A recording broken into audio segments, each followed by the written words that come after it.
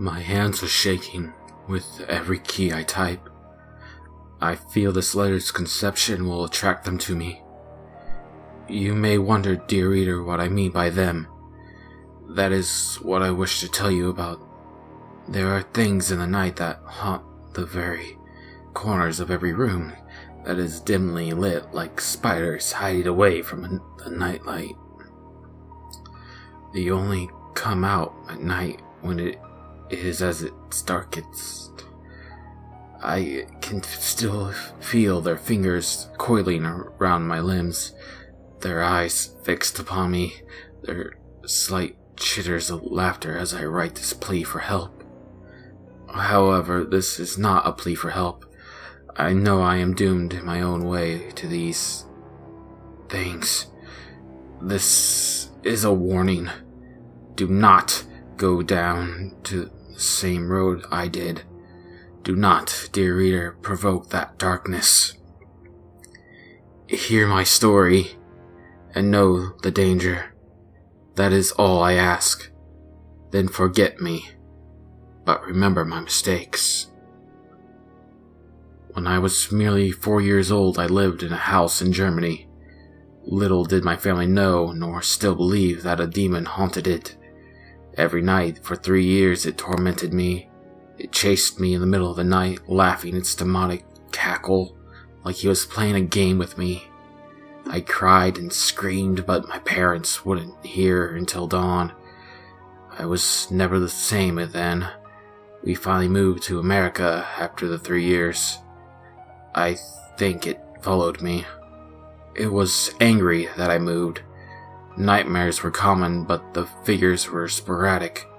I lived with it all my life. After a while, I put lights everywhere in order to keep them away. It's funny to think that the fear of the dark is childish. What I went through, it was far from childish. It was hellish. I lived all my life with lights to keep away the things. I am 22 now. Nothing happened for a while. Not since after I exorcised the demon from my life. Old pagan charms still had their tricks. After it was gone, I felt peace for a while. I still had the lights on, however. Even if I removed the source, the damage was done. I was completely and psychologically afraid of the dark, though I still felt it was still there. The ghosts, I took the liberty after 2 years of silence to see if they remained. I realize now how much that was a mistake. It's like hitting a wasp's nest to see if there were still residents inside.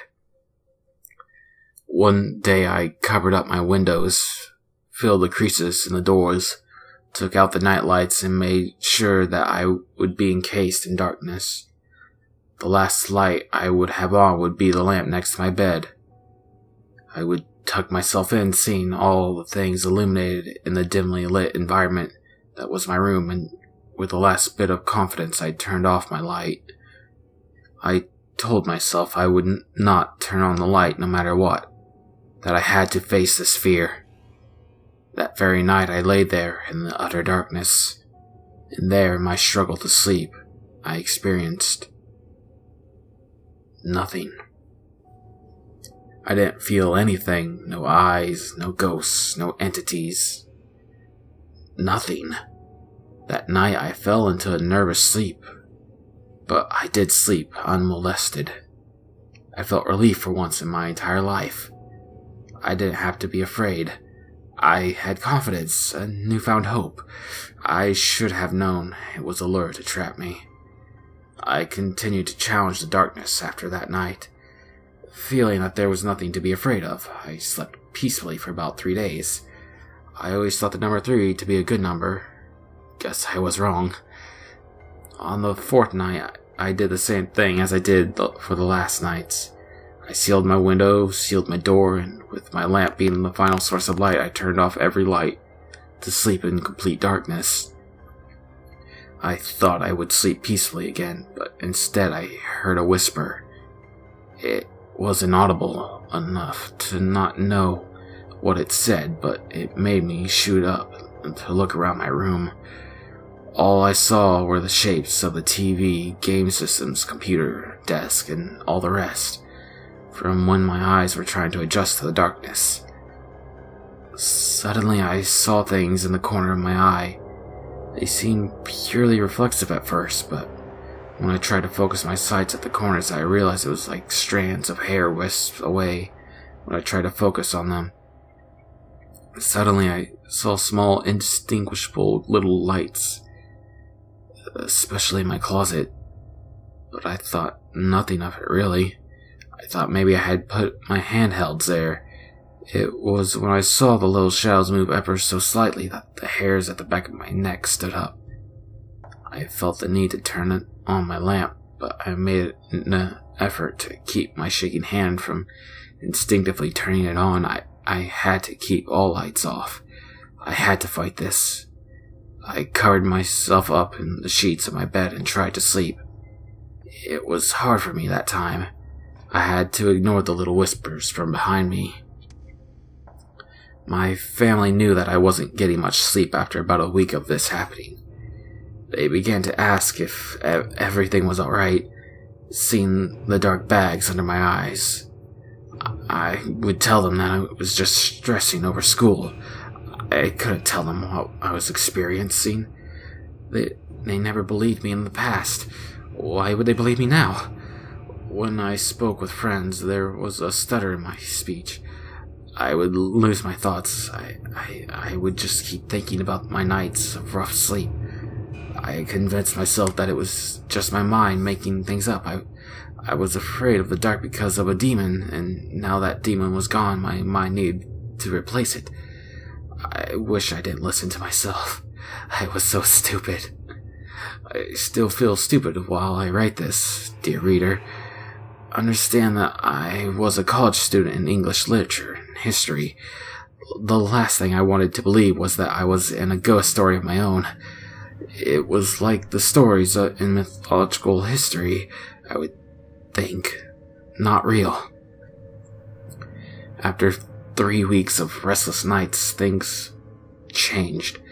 Instead of whispers or lights or little movements from the corner of my eye, I start to see them. They were still blurry, but I started to see them. At first they looked like dark figures crawling around the floor. They were jittery and had normal like bugs trying to find hiding spots. My heart was racing by then, and I wanted to scream, but all I could do was pant heavily.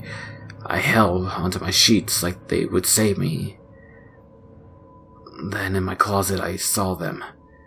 I'm shaking so much right now, trying to tell you what I saw. Even now I keep glancing at my closet. What I saw made my eyes grow wide in fear. I saw long, pale arms of long-haired women in my closet. It wasn't just one or two, but many. It was like I was looking in a meat locker for people. They were hung upside down. Their faces were blocked off by the top frame of the doorway, but I saw their hair coming down. The arms were long enough to where the fingernails could scratch the floor. Then my walls began to melt away, and behind the secure faces were grates holding back the many eyes that stared intently at me. Dear reader, this was not my room anymore. It was a twisted form of purgatory. My fears got to me, and I frantically turned on I turned on my lamplight, and suddenly I think everything was gone. It all faded away like some sick nightmare. I was shivering with terror, wondering what was behind my walls, what was watching me at night when I slept. My head hurt, my mind trying to figure out just what it witnessed to. Was I dreaming the whole time? Or was I hallucinating? I didn't sleep that night. My room was the brightest light in the whole neighborhood after that twisted night. I got a complaint about it from my parents, who got a complaint about it from the neighbors. I took down my blinds for the windows that night. They didn't want me to keep the lights on like that, especially since they had to pay the electric bill. If only they knew what I saw. I snapped and told them all about it. I told them about the arms, the shadow people, the eyes, the grates, the whispers, everything. They just laughed and told me I should stop watching so much horror movies. Idiots! They could have saved me. They could have made it all stop. Don't they love me? Don't they love their son? I was alone. No one understood what I felt, what I saw. No one believed me. I hope you can believe me, dear reader. Don't do this ritual. Don't let them take you. Knowing that I was alone, I felt I had to ward these things away. I took everything I had. It had to be like before. I got the charms, the salt, the incense, the knife. I didn't stay in bed this time. I made a circle in the middle of the floor. I placed certain stones where they had to be. I put the knife before me in front of where I would sit. I kept the lamp outside the circle as it would be my last source of light. Having everything set up, cracks sealed, windows covered, lights off, I sat there in the circle, clutching the knife, and with a deep breath I turned off the lamp. It was silent. Nothing happened for minutes at a time. Were they afraid? Did they see I was ready for them? My heart pounded, my sweat rolled down my face, and finally they came. Red eyes illuminated my closet. Black mold-like anomalies began to crawl up the walls, and those jittering shadow things seemed to be in a kneeled, bowing manner, like they were praying. Suddenly, the hung women appeared, and arms shot out of the walls. I screamed, but it didn't carry. The foulness of the air blocked it from ever escaping my deformed room. Then I was taken aback by floating ghosts encircling me. Their faces, oh God, the faces. They were mutilated, their limbs contorted into odd shapes. Then the voices came, but louder. They were crying out, screaming in a panic chaos. I felt losing my mind at the images. Then it got hard to breathe, like there was smoke. I was blurring. I was burning up. I was panicking. My shaking arm wanted to reach for the lamp switch. I had to keep still. If I moved out of the circle, I was doomed. I breathed and clutched the knife, trying to do the incantations and continue with the exorcism ritual. But I suddenly stopped when I heard a familiar demonic laughter. I looked up, and my words were swallowed up by the sight of a blackened ghost, dripping some sort of oil on the ground. He crawled on all fours towards me, coming closer and closer to the edge of the circle. I heard then from him a gnawing growl. "Do you remember me?" I heard it say in its demonic voice. It was raspy, and its growl reached into my soul. I couldn't take it anymore. My arm shot for the switch, and in the light I saw its face right when it snatched my arm. It wasn't my face. It was my face. It was my face, drowned in black oil and cut got up.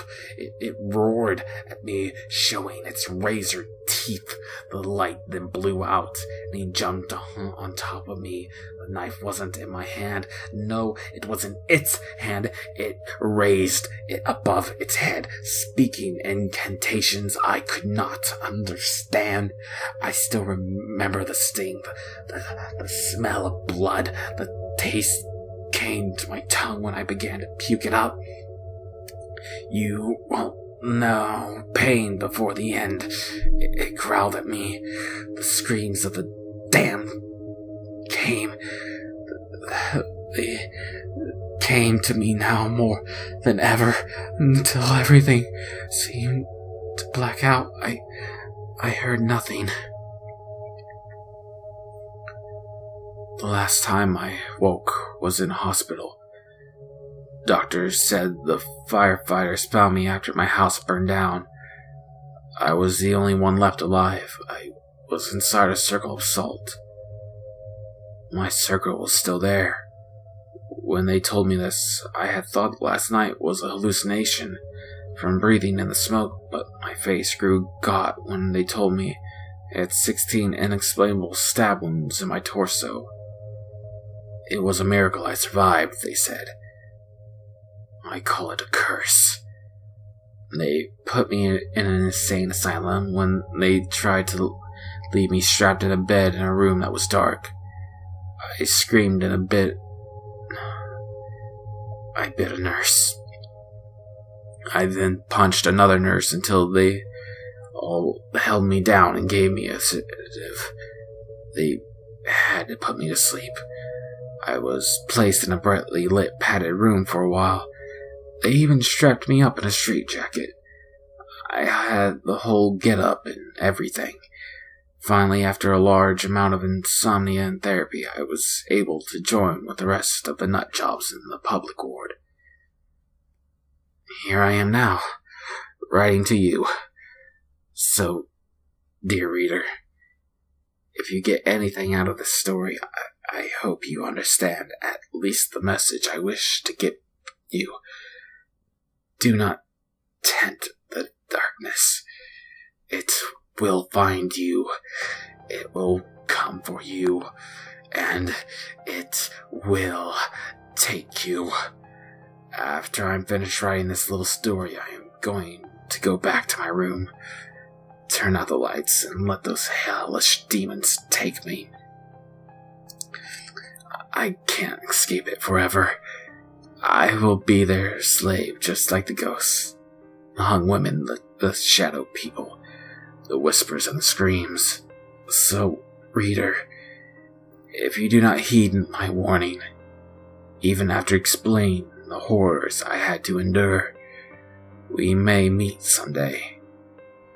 If you block out your window, seal the cracks of your door, and make sure it is all pitch black in your room, then I will be there, dear reader, with all the other tortured souls it took. I will be there, under your bed, in your closet, maybe even in the corner of your eye. Please don't make me do what it forced the others to do to me. Please forget me. Forget that I ever existed, that I was ever real. Just don't forget my mistakes, and remember, don't ever sleep in the dark.